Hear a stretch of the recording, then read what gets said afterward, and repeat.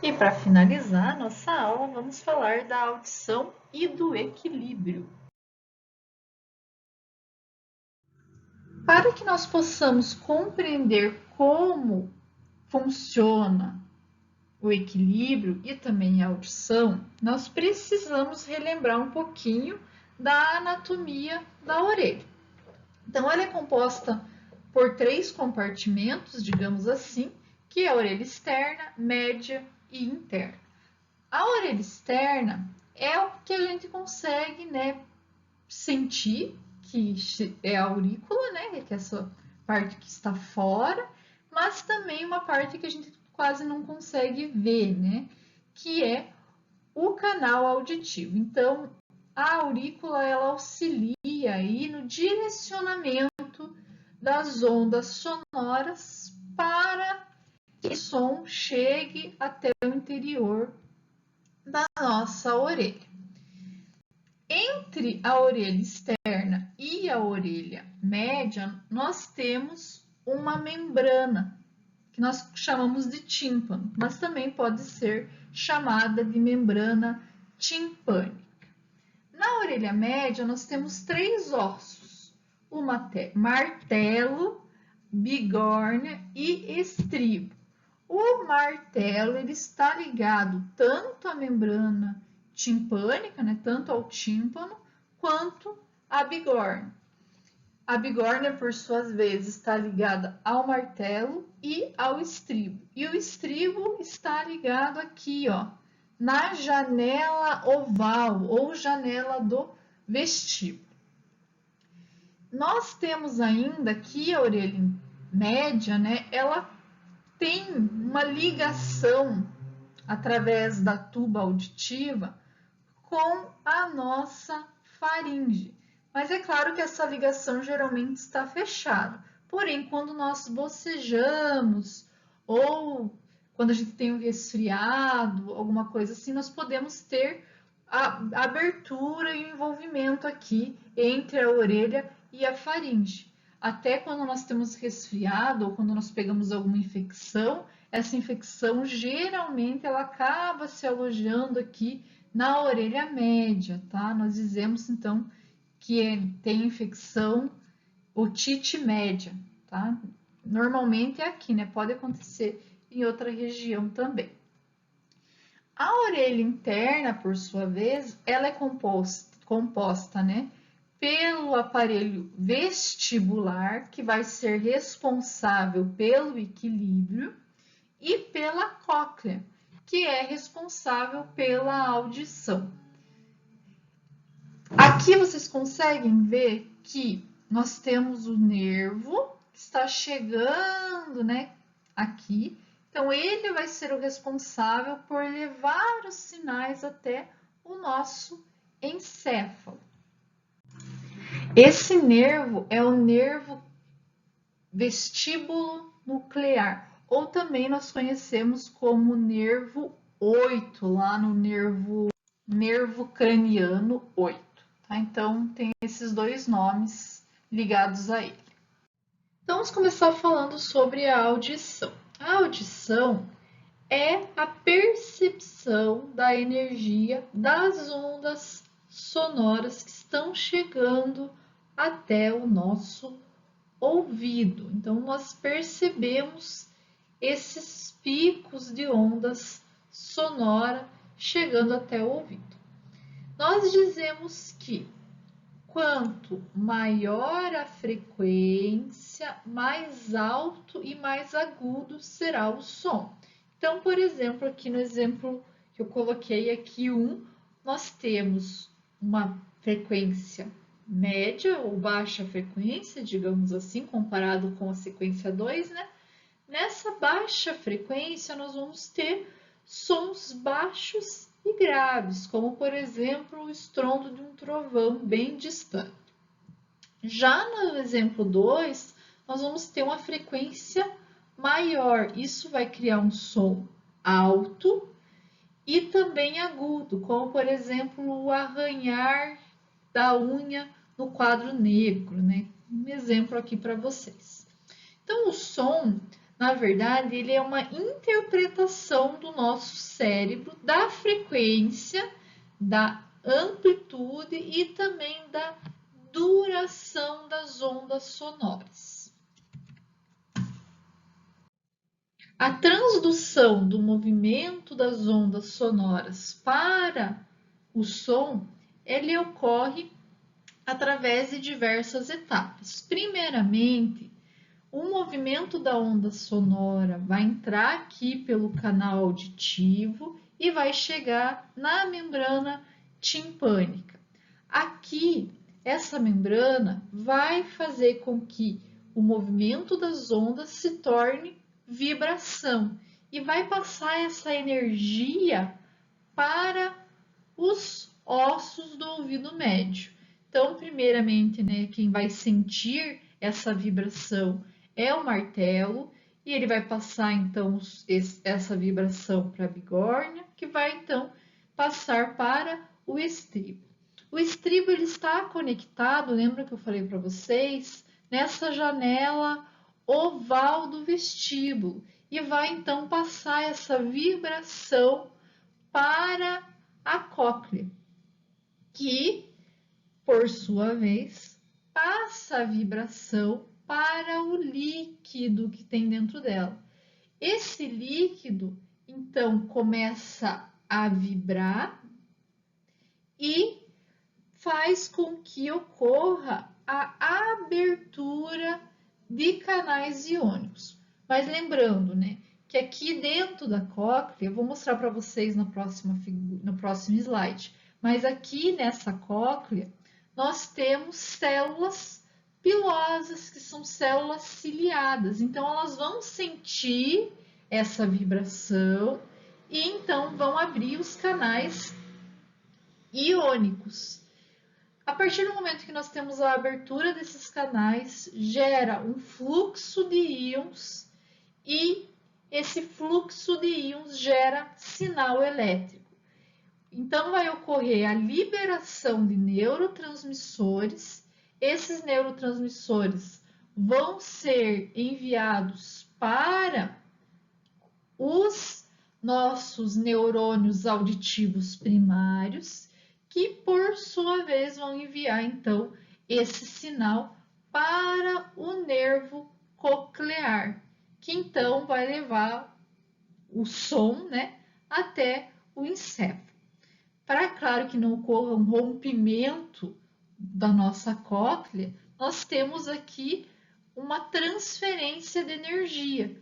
Então, ocorre a transferência de energia para essa janela da cóclea aqui, que é a janela redonda, e então a energia ela vai ser dissipada nessa região.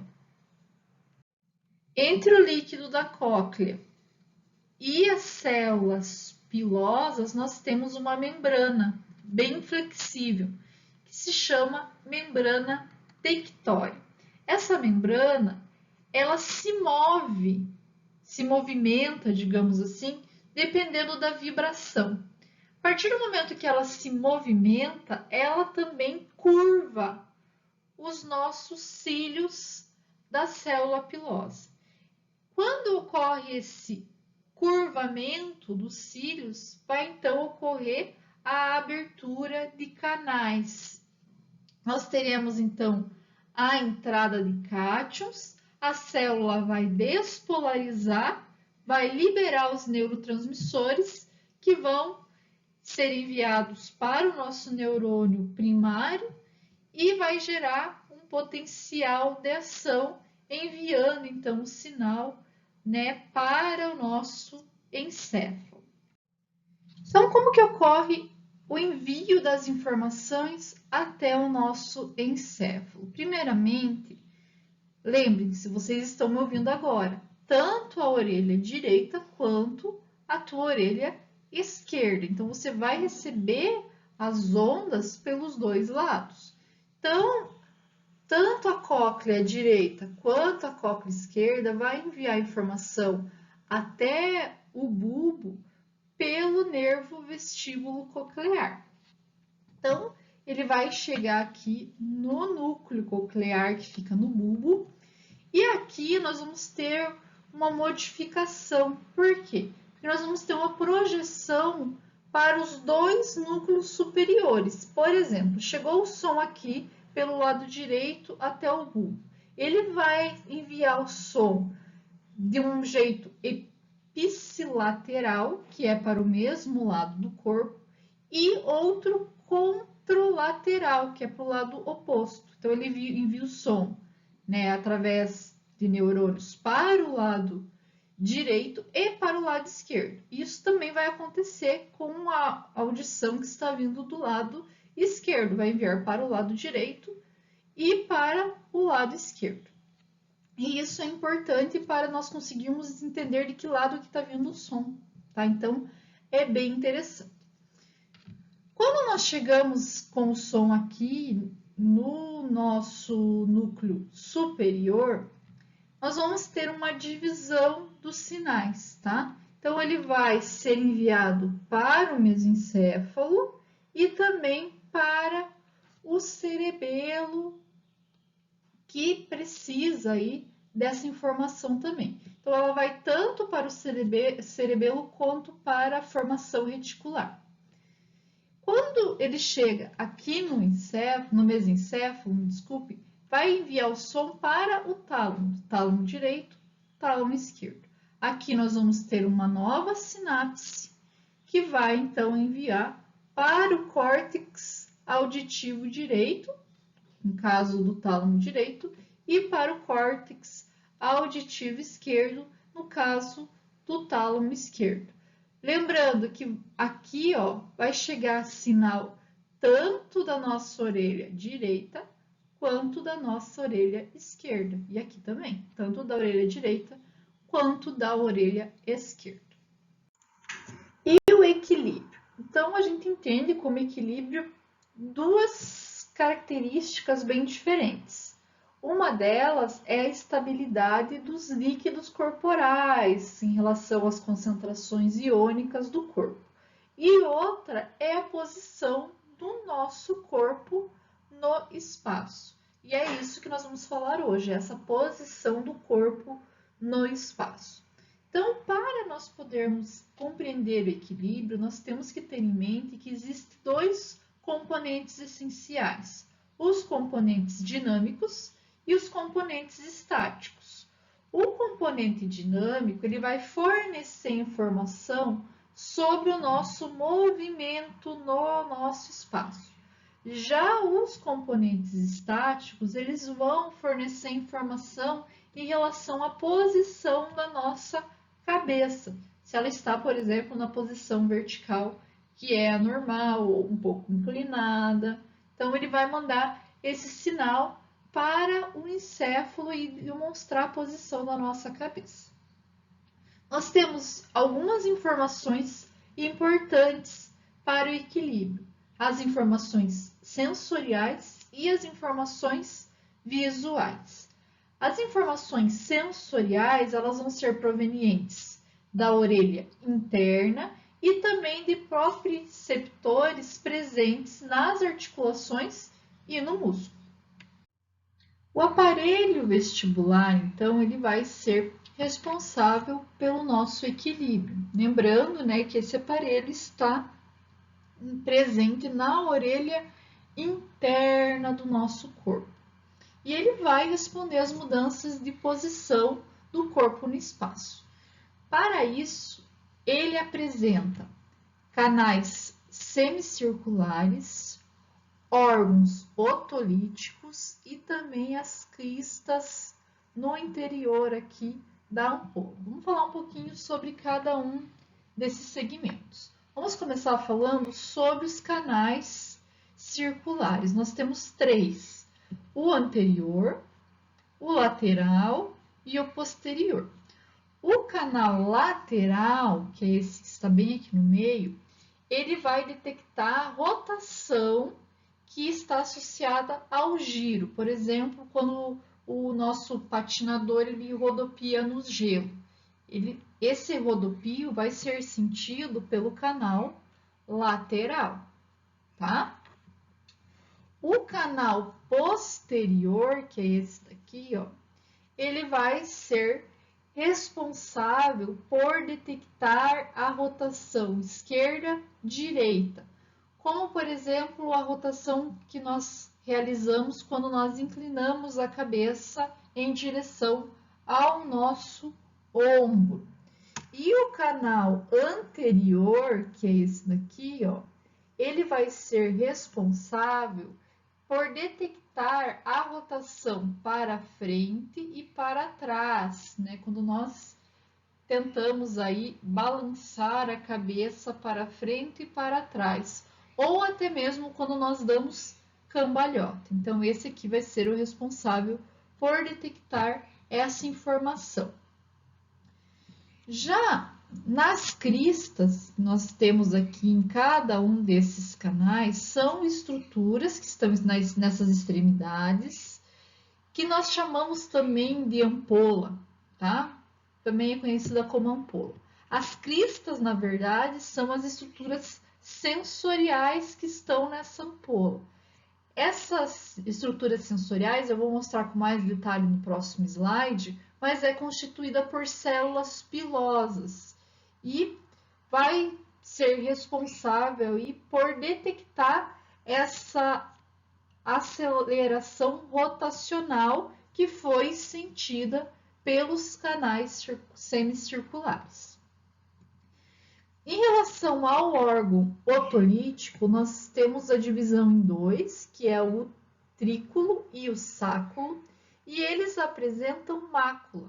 A mácula apresenta também células pilosas, que é uma massa bem considerável, e nessa mácula nós temos uma membrana otolítica e também partículas de proteínas, né, partículas proteicas.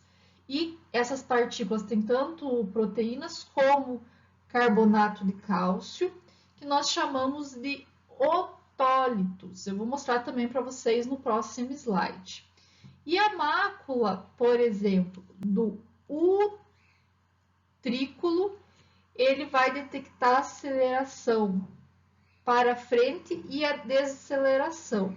Então, ela é bem importante na inclinação da nossa cabeça.